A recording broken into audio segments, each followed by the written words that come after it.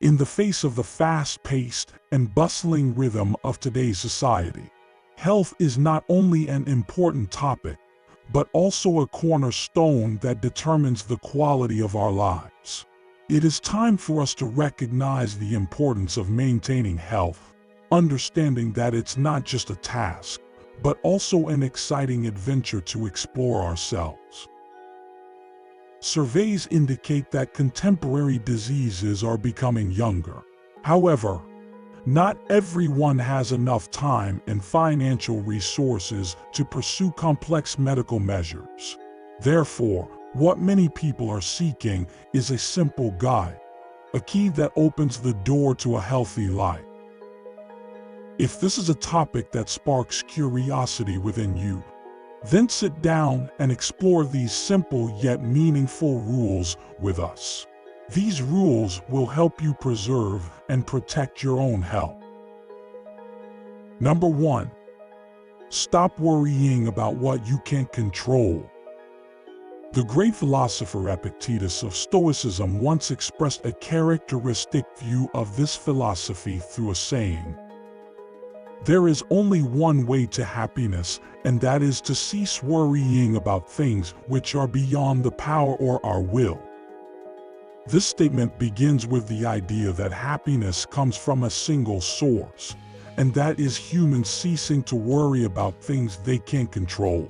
Epictetus emphasizes the power of will, stating that maintaining our inner strength is crucial because external factors can always impact our souls at any time.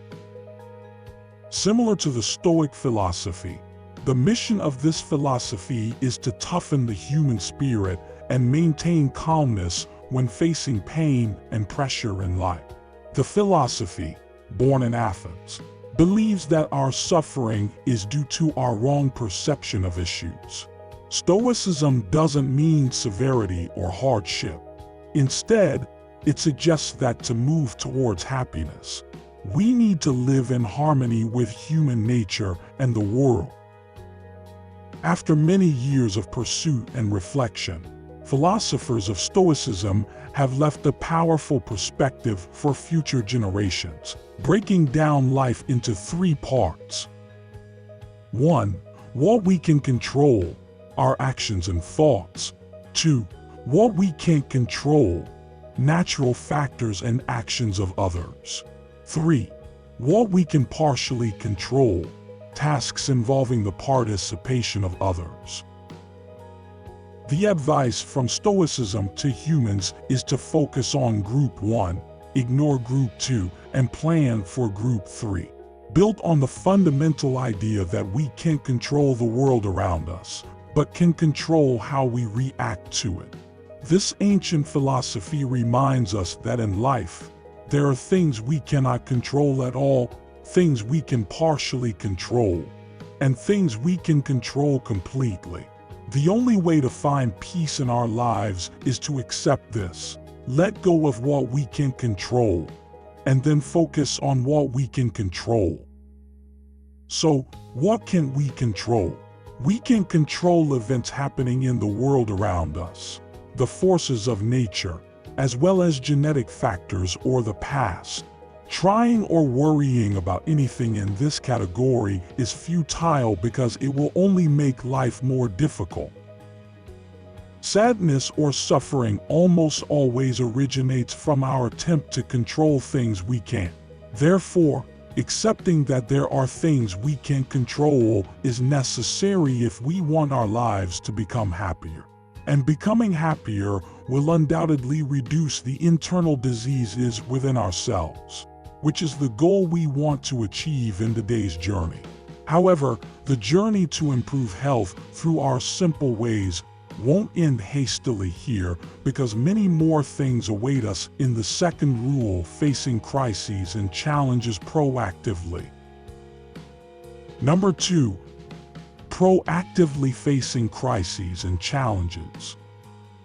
Many well-known figures have applied and praised the Stoic lifestyle.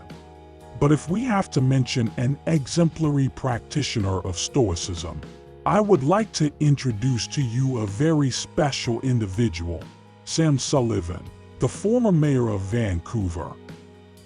Sam Sullivan's life fell into despair when he became quadriplegic after a skiing accident at the age of 19.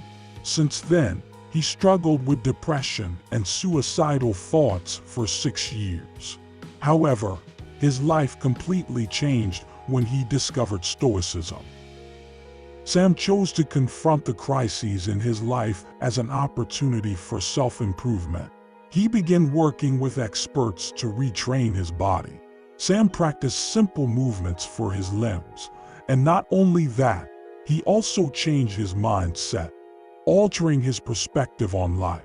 From a passive victim, Sam Sullivan became a proactive seeker of success. Sam Sullivan's life is a vivid example of the power of Stoicism and serves as a lesson for all of us on facing and overcoming crises. Proactively facing crises and challenges is not just a positive living strategy for individuals, but also brings many benefits to the inner world of individuals. Ancient Stoic philosophers like Marcus Aurelius, Seneca, and Epictetus created a valuable tool to help us prepare mentally and plan to deal with negative situations, known as premeditatio malorum, or the premeditation of evils. In the book Stoicism, A Guide to the Good Life by William B. Irvin, premeditatio malorum is described as a process of imagining the worst possible things happening to the things we hold dear in life. This is not only an exercise to help us appreciate what we have, but also a way to predict potential difficulties and plan how to cope with them. With premeditatio malorum, we learn to face life's challenges proactively, instead of being blindsided by unexpected difficulties and failures. We can be mentally prepared and create preventive plans to help us overcome crises and leverage opportunities that arise from those challenges. In this way, proactively facing crises and challenges is one of the shortest paths to reach the key that opens the door to both mental and physical well-being in life. However, dear friends, don't rush away when you have this important factor in your hands, because next, we will explore together the equally important third key in our journey, which is changing perspective on loss. Number 3. Changing perspective on loss. Epictetus, the great philosopher of Stoicism, once had his metal lantern stolen from outside his house. He realized that losing a lantern didn't significantly impact him. On the other hand, the thief had to compromise his character to take the lantern. Instead of cursing the thief, Epictetus chose to let it go. The next day, he bought a cheaper clay lantern and didn't allow the loss to affect his life. In a Southeast Asian country, there exists a saying that people share when facing losses in life, which I find quite akin to the Stoic philosophy. Property goes instead of people. Initially, when encountering loss, the inevitable reaction is grief. However, prolonged sorrow serves no purpose, as what can't be recovered cannot be mourned. Instead, consider it an exchange, a lesson that we will deeply engrave in our hearts to avoid repeating. Don't attempt to control what happens to us, and don't overly grieve when facing difficulties in life, because, simply put, we can't. The future is uncertain, and what matters is our ability to control our reactions and actions when challenges arise. Allowing losses to dominate our rationality will seriously damage our mental well-being, leading to diseases originating from the inner world. Therefore, follow the advice of Stoicism to make our lives more beautiful. I understand that transitioning from conventional thinking to Stoic thinking is an incredibly challenging journey, but I also believe that with enough perseverance and effort, everything is possible. including eradicating the internal diseases within ourselves. Number 4. Simplify your life. The core of Stoicism is about simplicity. It means we need to simplify our lives in every aspect and live with the essentials. This is also one of the crucial factors we need to explore on the journey to find ways to eliminate diseases. Those who follow Stoicism believe that it's essential to control one's character for a good life, and our ability to create happiness comes from this. First, we must recognize that all we truly need for happiness is ourselves. Certainly, there are basic necessities we need, but most of us tend to clutter our lives with unnecessary things. Therefore, the first thing we can do that is cut out anything unnecessary. Internally, we first think about decluttering material possessions, as well as unnecessary thoughts and actions. We should regularly pay attention to whether our thoughts and actions help us progress or improve our lives. The essentials are what help you move forward and make you better, happier. So, continually ask yourself if something is necessary for you. If not, eliminate it from your life. Making life simpler is the ultimate purpose of this fourth principle. By bringing everything closer to simplicity, we also bring ourselves closer to contentment and lightness. Therefore, this is a core factor in the journey to eliminate our diseases. Number 5. Desire less. Most people believe that happiness or well-being is achieved when one attains more. This could be success, wealth, fame, talent, time, or possessions. However, there is an existing issue here. If we continuously desire more, it will only make our lives more challenging. Eventually, we become slaves to our own desires. Stoic philosophers teach us that we can free ourselves by simply desiring less. If we attach our happiness to things we don't have, we will only become more unhappy. Life has given you a lot. You just need to recognize it. Look at what you have, and then use it, cherish it.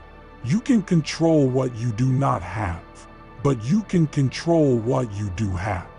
True wealth and power come from your ability to utilize what you possess. The value it brings is in how you use it, not just in having it. If you expect life to give you everything you want, you will continuously be disappointed, and you will never find happiness. It's better to accept it as it is. Recognize what you have, and then make the most of it. You may desire certain things, such as necessities for a comfortable and abundant life. And you may have dreams, aspirations, and goals. But the crucial thing is that you should strive to improve yourself, improve your circumstances, and build a better life for yourself and your loved ones. It's not about sitting there and expecting good things to naturally come to you. Stoicism doesn't require us to completely eliminate our desires. Instead, this philosophical school encourages us to desire things more in line with our capabilities. It also encourages us to learn to appreciate what we have, because when we know how to make use of it, even the simplest things can become an advantage for us. Through today's video, we have explored together the principles that help preserve and protect our own health. If you find the content we shared helpful, don't forget to subscribe to the channel to continue accompanying us on the next journey. Thank you for watching our video, and we look forward to seeing you in the next ones.